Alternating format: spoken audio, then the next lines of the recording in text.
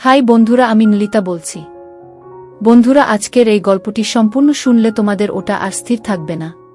কথা দিচ্ছি, শেষে গিয়ে তোমাদের ওটা অনেক হালকা লাগবে। তো চলুন আসল গল্পে চলে যাই। যখন আমি শহরে আসলাম তখন আমার খালার বাড়িতে থাকতে হয়েছিল। আমার খালাতো বোন, যে আমার থেকে বয়সে ছোট, তার সঙ্গে একই ঘরে থাকতাম। প্রতিদিন যখন কাজ থেকে ক্লান্ত হয়ে এসে আমি আমার বিছানায় শুয়ে পড়তাম, আর সে আমার পাশে ঘুমাতো। সেই রাতে বাড়ি ফিরতে একটু দেরি হয়ে গিয়েছিল। বাড়িতে ঢুকে বিছানায় গিয়ে শুয়ে পড়লাম, চোখ বন্ধ করে বিশ্রাম নিচ্ছিলাম। কিছুক্ষণ পর সে এসে আমার পাশে বসল, নিঃশব্দে মাথায় হাত বুলিয়ে দিল। তারপর ধীরে ধীরে আমার পায়ের কাছে বসে শান্তভাবে পা ম্যাসাজ করতে লাগল। সে আমাকে বলল, যতক্ষণ না তুমি পুরোপুরি আরাম পাচ্ছ, আমি তোমার পাশে আছি। এই বলে সে আমার পা ম্যাসাজ করতে থাকল। তারপর সেদিন সকালে পূজা আর আমি দুজনেই বাড়িতে ছিলাম। পূজা হেসে আমার দিকে এগিয়ে এসে বলল, ভাইয়া, যদি কিছু প্রয়োজন হয় তবে নির্দ্বিধায় জানাতে পারো। সে আমার সামনে এসে দাঁড়ালো এবং আন্তরিকভাবে হাত বাড়িয়ে দিল। তার এই আচরণে আমি কিছুটা অবাক হলাম, যেন তার মধ্যে নতুন এক ধরনের আত্মবিশ্বাস ফুটে উঠেছে। এরপর সে আমার হাত ধরে আলতো করে তার কাঁধের কাছে নিয়ে গিয়ে বলল, যা ইচ্ছে করতে পারো, তবে আমাকেও কিছু সাহায্য করতে হবে। এই কথা বলে আমার খালাতো বোন দেখতে অনেক সুন্দর ছিল। তার চলাফেরা, আচার আচরণ আমাকে মুগ্ধ করত। তার গায়ের রং ছিল ফর্সা। শহরে থাকার কারণে সে সবসময় ছোট পোশাক পরে থাকত। এই পোশাকে তাকে অসাধারণ লাগত, কিন্তু সে আমার সাথে এমন কিছু করবে সেটা আমি ভাবতে পারিনি। বন্ধুরা, আজকের গল্পটা অনেক বেশি স্পেশাল হতে চলছে। আশা করছি তোমাদের ভালো লাগবে, তাই কেউ মিস করো না। গল্পটি ভালো লাগলে দয়া করে ভিডিওটি লাইক, শেয়ার এবং চ্যানেলটি সাবস্ক্রাইব করো। নাম আমার কুনাল। যে ঘরে আমি থাকছিলাম, প্রথমে ভেবেছিলাম সেই মেয়েটি বয়সে বেশ ছোট হবে, কিন্তু পরে বুঝলাম তেমন নয়। আমি কাজের প্রয়োজনে শহরে এসেছিলাম এবং খালুর বাড়িতে থাকছিলাম, কারণ মা চাইছিল না যে আমি অন্য কোনো জায়গায় থাকি। মা বলেছিলেন, শহরে তো তোমার খালুর বাড়ি আছে, সেখানে থাকাই ভালো। শহরে এসে একটি ভালো বেতনের চাকরি পেয়েছিলাম। যখন খালুর বাড়িতে পৌঁছালাম, দেখি বাড়িটি বেশ ছোট। আমাদের গ্রামে বড় বাড়িতে থাকতাম, আর এখন শহরে এই ছোট্ট বাড়িতেই থাকতে হবে। এই বাড়িতে একটি ছোট রান্নাঘর, একটি বেডরুম এবং একটি ছোট হল রুম ছিল। বাড়িতে খালু, খালা আর তাদের মেয়ে থাকত। খালু গ্রামের সবার কাছে বলতেন যে শহরে তার বড় বাড়ি আছে। তাদের মেয়ে পূজা এখন 18 বছর বয়সে পড়েছে। পূজাকে নিয়ে আমার কিছুই জানা ছিল না। যখন সে আমার জন্য এক গ্লাস পানি নিয়ে এলো, আমি অবাক হয়ে দেখলাম। শেষবার যখন দেখেছিলাম তখন সে মাত্র 9 বছরের ছিল। এখন সে অনেক বড় হয়ে আরো সুন্দর হয়ে উঠেছে। আমি পানি খেলাম, এরপর খালা আমার জন্য কিছু নাশতা নিয়ে এলেন। আমার খালু আমাকে দেখে বেশ খুশি হয়েছিলেন, কারণ মা আগেই তাকে বলে রেখেছিলেন যে আমি কিছুদিন শহরে তাদের বাড়িতে থাকব। যদিও আমার একটি ভালো বেতনের কাজ ছিল, মা বরাবরই বলতেন যে অন্য ছেলেদের সাথে থাকলে আমি হয়তো খারাপ হয়ে যাব। তাই মায়ের ইচ্ছাতেই খালুর বাড়িতে থাকার সিদ্ধান্ত নিয়েছিলাম। যখন আমার খালাতো বোন পূজা আর আমি প্রথম দেখা করলাম, সে আমাকে দেখে কিছুটা চুপ ছিল। খালু খালার বাড়িতে একটা ছোট ঘর ছিল পূজার জন্য, আর খালু খালা নিজেরা হল ঘরেই ঘুমাতেন। আমি খালুকে বলেছিলাম, মাঝে মাঝে আমার কাজ করতে করতে দেরি হয়ে যায়, তাই একটু আলাদা ঘরের দরকার। খালু বললেন আমি যেন পূজার ঘরেই থাকি। পূজা কিছুদিনের জন্য হলে চলে গিয়েছিল, আর আমি তার ঘরে থাকছিলাম।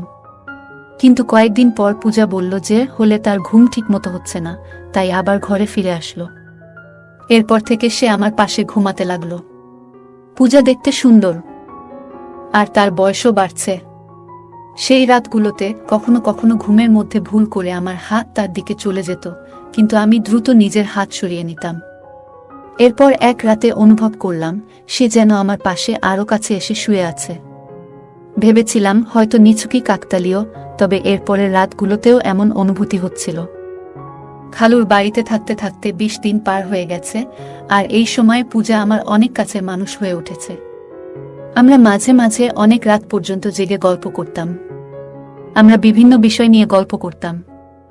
আমার বিষয়ে জানার তার ভীষণ আগ্রহ ছিল, যা আমাকে বারবার ভাবিয়ে তুলছিল। সে সবসময় আমার কাছাকাছি থাকতে চাইত। মাঝে মাঝে খালা আমাদের গল্প করতে দেখতেন, কিন্তু তেমন কিছু বলতেন না। কারণ খালা আমাকে ভীষণ বিশ্বাস করতেন। এক রাতে আমি দেখি পূজা তার ফোনে কিছু দেখছে। কৌতূহলবশত আমি তার ফোনে উকি দিতে গিয়েছিলাম, কিন্তু সে সঙ্গে সঙ্গে ফোন বন্ধ করে দিল। তখন আমি তাকে মজা করে ফোনটি দিতে বললাম, কিন্তু সে ফোন না দেওয়ার জন্য অনুরোধ করল।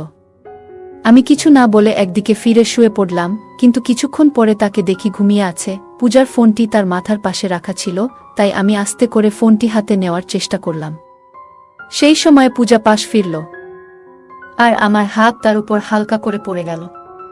আমি দেখি তার মুখে একটা মৃদু হাসি, যা দেখে বুঝতে পারলাম সে আসলে ঘুমায়নি।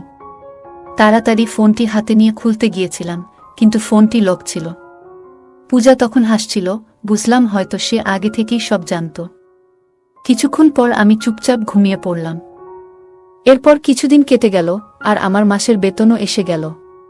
খালুর বাড়িকে নিজের বাড়ির মতোই মনে করে পূজার জন্য একটি নতুন পোশাক, খালুর জন্য ফর্মাল পোশাক, আর খালার জন্য একটি সুন্দর শাড়ি কিনে বাড়ি ফিরলাম।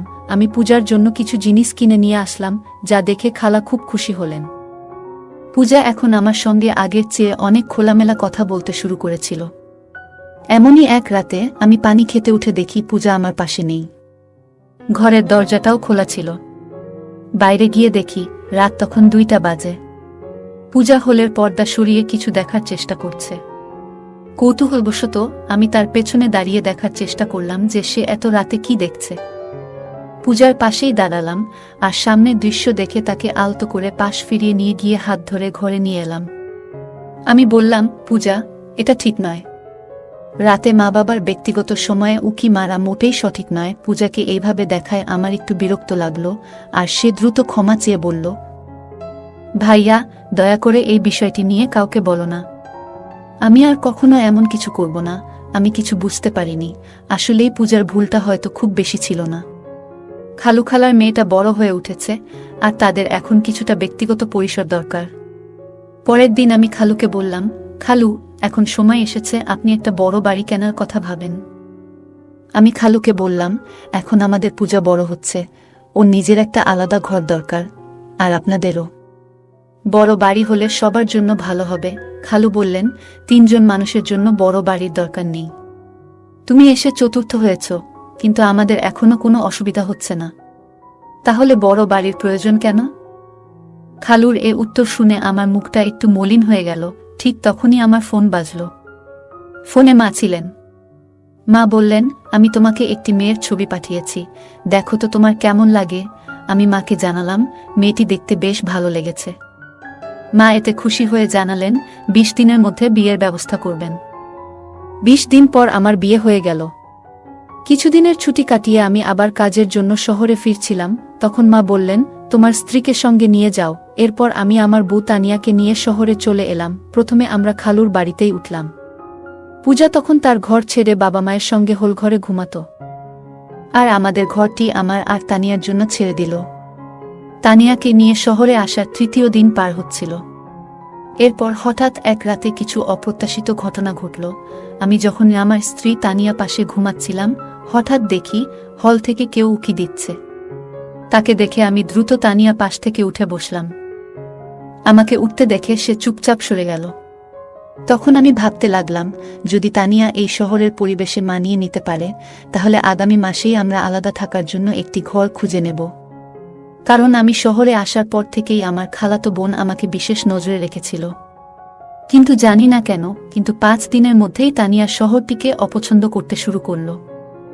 সে বলল, আমি এখানে বেশি দিন থাকতে পারবো না। গ্রামে থাকার অভ্যাস আছে আমার। এখানের পানি, এখানের বাতাস, কিছুই আমার ভালো লাগছে না। হঠাৎ করেই তানিয়ার শরীর খারাপ হতে লাগলো।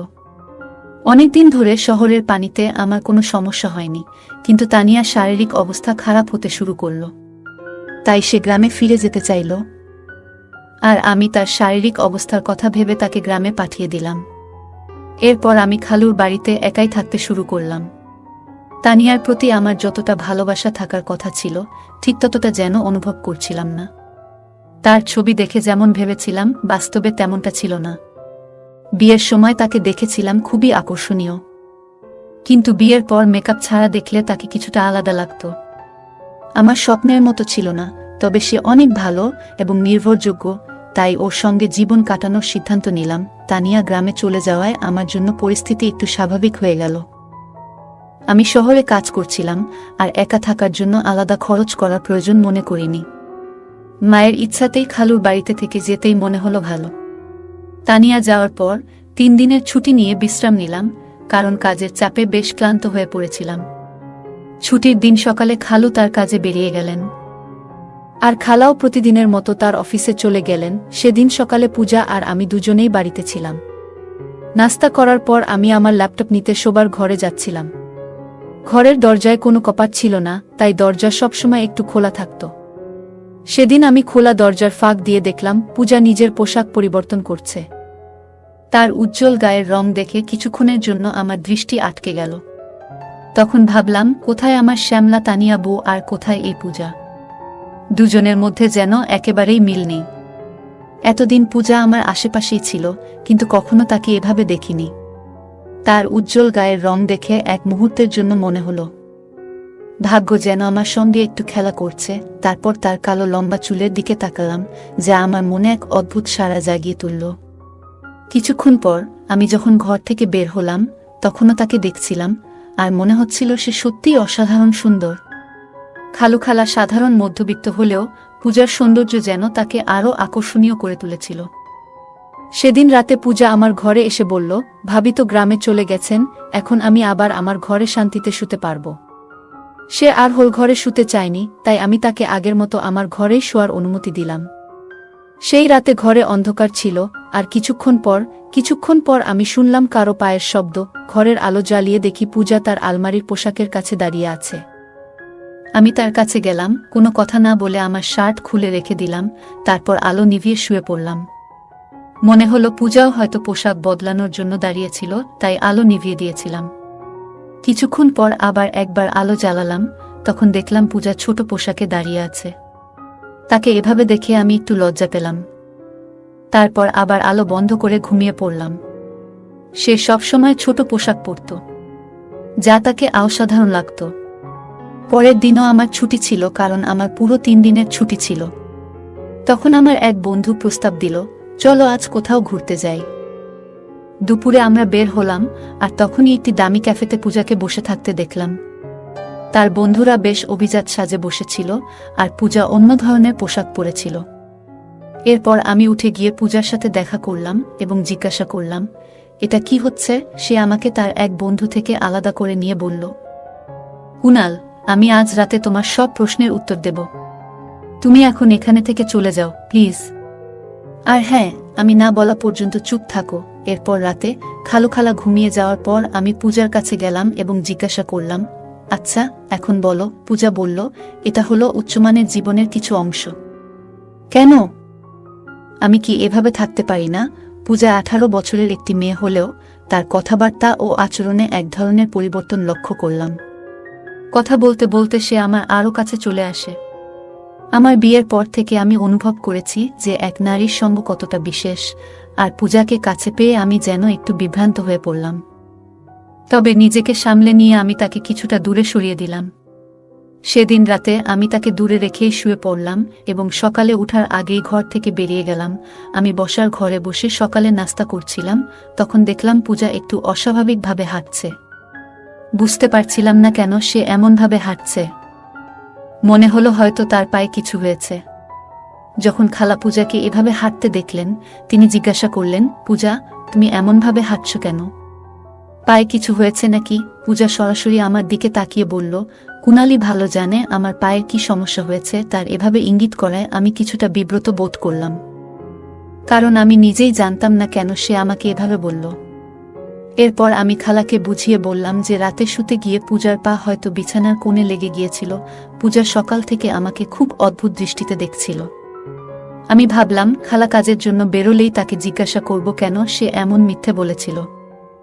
সে তখন বলল, আজ তো শুধু মায়ের সামনে এমন হাঁটছিলাম, কাল বাবার সামনেও একইভাবে হাঁটব। আমি আরও অনেক কিছু করতে পারি, যদি তুমি আমাকে আমার ইচ্ছামতো কিছু না দাও। আমি পূজাকে বললাম, যখন তোমার এমন কিছু প্রয়োজন নেই, তখন কিভাবে তোমায় আমি কিছু দিতে পারি? পূজা আমার দিকে এগিয়ে এসে হেসে বলল, যা প্রয়োজন তা চাইলেই নিতে পারো। সে আমার সামনে দাঁড়িয়ে হাত বাড়িয়ে দিল। তার আচরণে আমি একটু অবাক হলাম। এরপর সে আমার হাত ধরে আলতো করে তার কাঁধের কাছে নিয়ে গেল এবং বলল, তোমার যা ইচ্ছা করতে পারো, তবে আমাকে কিছু সাহায্য করতে হবে। হঠাৎ মনে পড়ল, হয়তো গত রাতে পূজা আমার কাছ থেকে কিছু আর্থিক সাহায্য নিতে চেয়েছিল, কিন্তু আমি তখন কিছু বলিনি। এখন তার কথায় মনে হলো সে আসলেই কিছু সহযোগিতা চাচ্ছে। আমি শান্তভাবে বললাম, এভাবে চাওয়াটা ঠিক নয়, কিন্তু সে আমার কথা শুনতে আগ্রহী নয় বলে মনে হলো এবং পুনরায় আমার দিকে হাত বাড়ালো। পূজা বলল, এখন আমাদের মাঝে আর কেউ নেই, তুমি যা চাও নিতে পারো। সে কথা বলছিল, তখন হঠাৎ দরজায় খালা এসে হাজির। খালা বললেন, পূজা, এসব কি করছো? পূজা বলল, আমি কি কিছু ভুল করছি? আমি চাই ভালোভাবে বাঁচতে, তাই যা প্রয়োজন সেটাই করছি। আপনি কি আপনার ম্যানেজারের সাথে এমন কিছু করেন না এবং তাতে টাকা নেন না? আমি সবই দেখেছি। আমিও চাই এই বাড়িতে নিজের উপার্জনের পথ খুঁজে নিতে। তাই এতে ভুল কি? খালা পূজার কথায় চিৎকার করে বললেন, তুমি একদম বোকা। বড়দের সাথে কিভাবে কথা বলতে হয় সেটুকুও জানো না। খালা পূজার মুখ বন্ধ করার জন্য তার দিকে এগিয়ে আসছিলেন, তখন আমি তাকে থামালাম। আমি খালাকে জিজ্ঞাসা করলাম, পূজা যা বলছে সেটা কি সত্য? খালা মাথা নিচু করে চুপ থাকলেন, কিছু বলতে পারলেন না। তখন আমি বললাম, খালা, আপনি কি জানেন এসব দেখে পূজা কতটা প্রভাবিত হয়েছে? আমি এই বাড়িতে আসার পর একবার নয়, দুবার পূজাকে আমার পকেট থেকে টাকা নিতে দেখেছি। শুধু একবার নয়, একাধিকবার আমার টাকা হারিয়েছে। হয়তো আপনাদের আচরণের কারণেই সে এমন করছে। আমি সবসময় শান্ত থাকতাম, এই পরিবারের কোনো সদস্যের উপর কখনো সন্দেহ করিনি। তবে এখন মনে হচ্ছে পূজার এই সমস্যার স্থায়ী সমাধান করা জরুরি, কারণ তার অবস্থা দিন দিন খারাপের দিকে যাচ্ছে। পূজাকে টাকা নিতে দেখার পর থেকেই আমি তার দিকে নজর রাখছিলাম। সে এখন আমার সামনে আর টাকার জন্য চেষ্টা করতে পারছে না, তবে জানতাম না সে এমন কোনো পথ বেছে নেবে। এবার সত্যিটা বলুন, খালু যখন বাইরে থাকেন তখন আপনারা দুজন কি করেন? আমার প্রশ্নে খালা কেঁদে ফেললেন এবং বললেন, দয়া করে শান্ত থাকো, আর তোমার খালুকে এসব কিছু বলো না। আমি একবার কোম্পানির এক সহকর্মীকে কাজে সাহায্য করতে গিয়েছিলাম। তারপর থেকে তার নজর আমার দিকে পড়ে এবং আমাদের মধ্যে সম্পর্ক তৈরি হয়। এই সম্পর্ক শুধুই টাকার কারণে। তোমার খালুর কাছে টাকা থাকলেও তিনি আমাদের ঠিকমতো খুশি রাখতে পারেন না, এমনকি নিজের প্রয়োজনেরও খেয়াল রাখেন না। তাই কোম্পানির ম্যানেজার থেকে যে অর্থ পাই তা দিয়ে আমি আর পূজার প্রয়োজন মেটাই। তোমার খালুর শহরে আরেকটি বড় বাড়ি আছে, তবে সেটি ভাড়া দিয়ে তিনি কিছু আয় করেন। খালা বললেন, তোমার খালুর সাশ্রয়ী মনোভাবের কারণে আমাদের এমন ছোট্ট একটি ঘরে মানিয়ে নিতে হয়েছে। এতে আমাদের জীবন কঠিন হয়ে উঠেছে, তবে এখন আমার ভুল বুঝতে পেরেছি। তারপর খালা পূজার দিকে তাকিয়ে বললেন, পূজা, আমাকে ক্ষমা করো। আমি আজ থেকে চাকরি আর ম্যানেজারের সাথে সম্পর্ক ছেড়ে দেব। পূজা বলল, মা, আমি ইচ্ছে করেই এসব করেছি যাতে আপনি এই পথ ছেড়ে দেন। যখন কুনাল দাদাভাই আমাকে টাকার জন্য সন্দেহ করেন তখন তাকে পুরো সত্যটা বলেছিলাম। আপনি নিজের কর্ম নিয়ে ভাবেননি, আর আমার চোখ খুলে দেওয়ার জন্য কুনাল দাদাভাইয়ের প্রতি আমি কৃতজ্ঞ। আজ আপনি যেমন নিজের ভুল বুঝলেন, আমিও আমার ভুল বুঝেছি পূজা, এবং আমি মিলে খালাকে তার ভুলের কথা মনে করিয়ে দিলাম। আমিও তাকে বোঝালাম এবং একটি ছোট্ট পরিকল্পনা সাজানোর পরামর্শ দিলাম। শেষমেশ খালা আমার কথা মেনে নিলেন এবং পূজাকে নিয়ে চিরদিনের জন্য তার নিজের বাড়ি চলে যাওয়ার সিদ্ধান্ত নিলেন। এরই মধ্যে খালু হঠাৎ একটি সিদ্ধান্ত নিলেন, ছোট বাড়িটি ছেড়ে শহরের বড় বাড়িতে স্থানান্তর করার। খালুর এই সিদ্ধান্ত শুনে খালা এবং পূজা দুজনেই খুশি হল এবং আমাকে ধন্যবাদ দিল। সেই দিন থেকেই খালু তার সাশ্রয়ের অভ্যাস অনেকটাই কমিয়ে আনলেন। আমিও জীবনের পথে মায়ের কাছ থেকে শিখেছি যে অর্থ বাঁচানো গুরুত্বপূর্ণ, তবে পরিবারের মানুষদের খুশি রাখাও সমান জরুরি। যদি কেউ সবসময় তার স্ত্রী ও সন্তানদের সব কিছুতেই মানা করে, তবে তারা ভুল পথে যেতে পারে। একজন মানুষ তার পরিবার এবং নিজের জন্যই উপার্জন করে। সঞ্চয় করা ভালো, তবে নিজের পরিবারকে কষ্ট দিয়ে নিজের জীবনকে সীমাবদ্ধ রেখে সঞ্চয় করা ঠিক নয়। অতিরিক্ত সাশ্রয়ী মনোভাবের কারণে কখনো কখনো আমাদের পরিবারের কেউ দুর্ভাগ্যের মুখোমুখি হতে পারে। তাই টাকা জমাতে হবে, তবে এতটাই যেন আমরা আমাদের জীবন উপভোগ করতে না ভুলে যাই। পরিবারকে ভালো রাখার জন্য টাকা জমানো প্রয়োজন, তবে পরিবারের সদস্যদের প্রতি যত্ন ও খুশির বিশ্বাসটি ত্যাগ করা ঠিক নয়। যদি পরিবারের সঙ্গে যুক্ত কেউ অতিরিক্ত সাশ্রয়ী হয় তবে এর নেতিবাচক প্রভাব হতে পারে। অর্থ জমানোর সাথে সাথে পরিবারের সদস্যদের চাহিদা এবং মানসিক অবস্থার প্রতিও যত্ন নেওয়া জরুরি। পারিবারিক সমস্যাগুলি সময়মতো আলোচনা করে সমাধান করা প্রয়োজন। যদি খালা এবং পূজার মধ্যে কথোপকথন না হতো তাহলে সমস্যাগুলি আরও জটিল হয়ে উঠত। একে অপরের কথা শোনা, ভুল বোঝাবুঝি দূর করা এবং সমস্যা নিয়ে খোলামেলা আলোচনা করা অনেক ক্ষেত্রে সমাধানের পথ খোলে। একজন মানুষ তার পরিবারের জন্যই পরিশ্রম করেন, তাই তাদের সুখ ও সন্তুষ্টি নিশ্চিত করাও তার দায়িত্ব। পরিবারের চাহিদা পূরণে সচেতন না হলে সদস্যদের মাঝে অসন্তোষ জন্মাতে পারে এবং তারা ভুল পথে যেতে পারে। গল্পের শেষে খালা ও খালু তাদের ভুল বুঝতে পেরে পরিবর্তনের সিদ্ধান্ত নেন। আমাদের জীবনেও অনেক সময় ভুল হতে পারে, তবে সেগুলো থেকে শিক্ষা নিয়ে সম্পর্কগুলো আরও মজবুত করে তুলতে হবে। গল্পটি আমাদের শেখায় সমস্যাগ্রস্ত কাউকে সহানুভূতির সাথে বোঝানো এবং সঠিক পথে নিয়ে আসা একজন ভালো মানুষের বৈশিষ্ট্য। বন্ধুরা, যদি এই গল্পটি ভালো লেগে থাকে তাহলে দয়া করে ভিডিওটি লাইক করুন এবং আমাদের চ্যানেলটি সাবস্ক্রাইব করুন। পাশে থাকা বেল আইকনটি প্রেস করুন যাতে করে আমরা যখনই নতুন ভিডিও আপলোড করি তার নোটিফিকেশন সবার আগে আপনার কাছে পৌঁছে যায়। ধন্যবাদ, দেখা হবে আমাদের পরবর্তী ভিডিওতে।